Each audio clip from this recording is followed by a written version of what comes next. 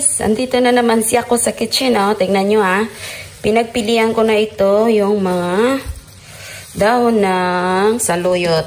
Ito siya is famous and, famous ito dito sa Jordan at napakasarap ito, guys. Diba, sa Philippines is inignore natin yung saluyot. Pero dito, alam nyo ba, sikat ito. At ito ay maraming benefits sa ating katawan. Pag mataas yung mga sugar or mga kung ano-ano pa yung mga kung anong sagabal din sa ating katawan. Ayun, oh.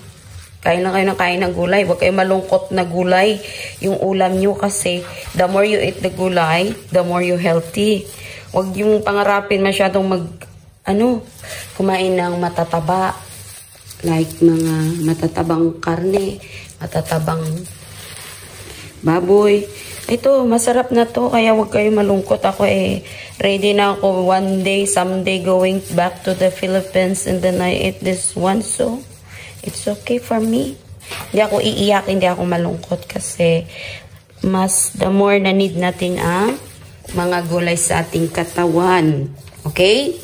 Okay, alright. Ito is, nahimay-himay ko na siya. 3 itong balot ata or 4. Tapos, ito ay usually,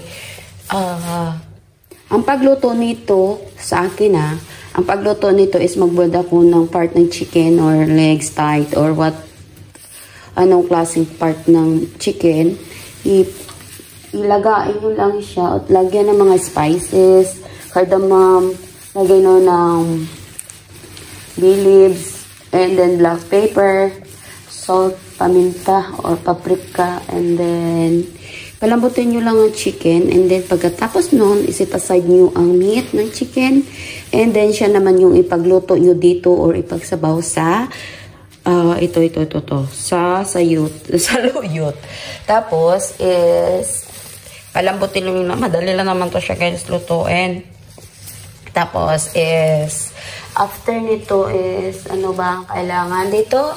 Maglagay kayo ng maraming bawang, either 6 to 8 cloves of garlic, okay?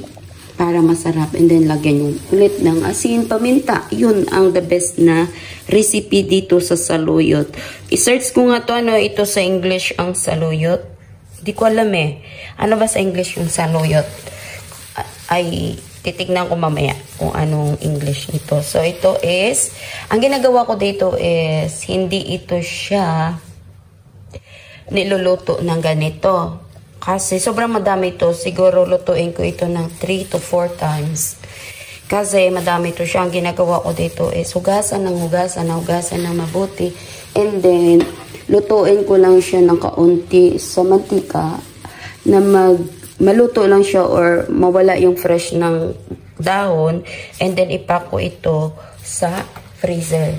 Kasi kung i-direct mo ito luto or ipack sa freezer na without half cook, pangit yung lasa niya. Magiging hindi siya maganda pag niluto mo na. Kaya ang tamang pag-imbak ng gulay, lutuin mo ng half cook, tapos ilagay mo sa freezer. Yun. Ayan hugasan dito natin. Pero hindi nyo yan makita guys kasi mababa lang yung aking mababa yung lababo.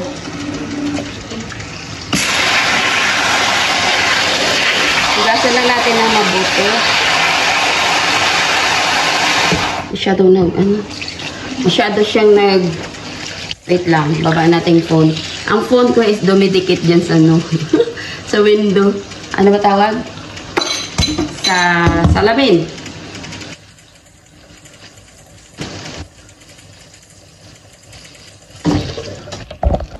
Ayan lang ayan. Hugasan na mabuti. Ay, pati ko lang tubig. Hinayat ang agas ng tubig mo. Hugasan lang na mabuti para mawala yung mga likabok, buhangin, o ano pa man yung nakadikit dyan. Yun. Wait lang. Punuin muna natin to. Hugasan niya ng 4 na beses para safe tayo. Ay, baka matubigan yung aking telepono ba?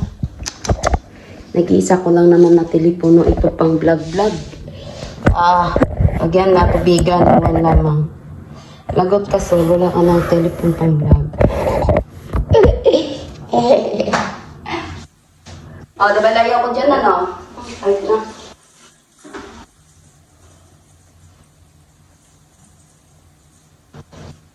If I ever fall in love again. Mercy! Marunong kumanta, ha?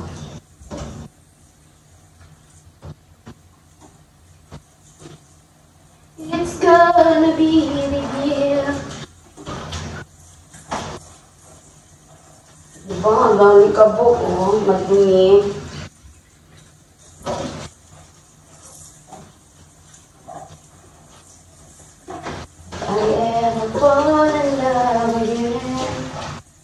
Sobrang dami ng ano ito po. Ay, ng ano. Maitim yung tubig niya. Maitim. Layo ko lang yung camera kasi mas kailangan kong safe yung camera. Kumpara na malaglag siya dito. Dito kasi nakadikit guys, oh.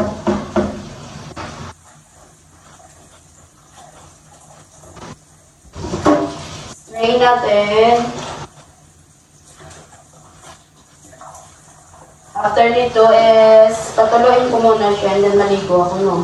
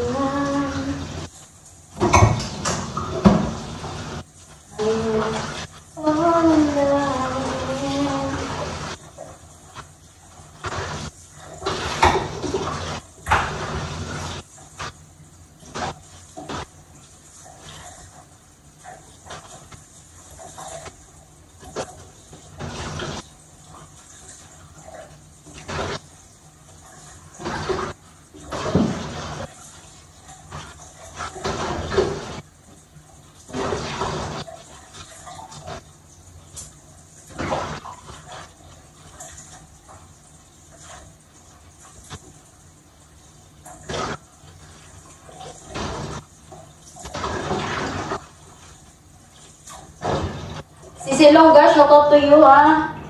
Kaya kumain kayo ng saluyot dyan. Saluyot na puro. Tapos, o di kaya gusto ko ano, pag nasa Pilipinas ako lutuin ko ito. Kaso na pag sa Maynila, wala naman saluyot na marami. Sa probinsya lang, di ba? Ay, pinirito na lang na isda. Sarap ko yan. Lagyan nyo na lang siya ng magic sarap. Sawa mo.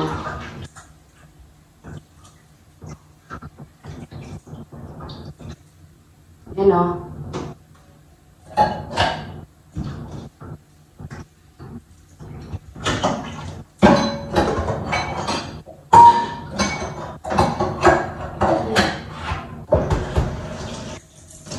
Ayun, tapos na yan. Tatapusin ko na to, ha. Bye-bye, mga kaibigan kong tunay. Bye-bye. Sa mga hindi kong kaibigan tunay, bye-bye din.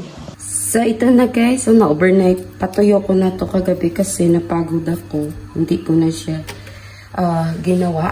Ito yung tamang paraan para sa pag-imbak natin ng mga dahon dito sa freezer. Yun. So, ang gawin natin is i-half cook lang ang dahon. Tapos, ganyan. So, ayan.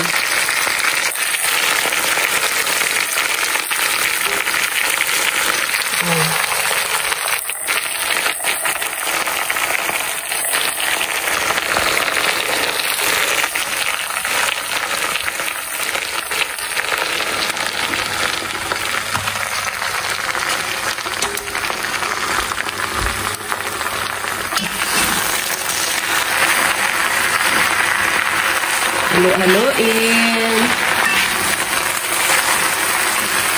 Kasi para maganda pa rin at malasa pa rin yung dahon pag ginuluto nito. Hindi nag-iiba ang texture ng dahon ng gulay if inimbak muna, hindi muna i-cook. Takpan na muna natin para ito ay Memphis.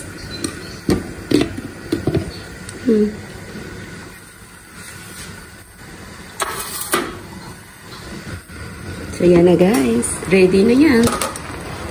Ready to na yan. Ilagay ko na lang sa ziplock. And then, impake na natin to. At itago sa freezer. Ayan na siya. Kailangan ganito lang siya. Yan. Tapos, pag nagluto ako, yun, kukuha na lang tayo ng isang balot. Yun, luto na talaga yan. Okay na yun siya. Palambutin ko na lang yan at i-divide sa ziplock para tamang-tama sa, sa lutuan. Ayan. Okay na natin. Takpan na muna natin yan.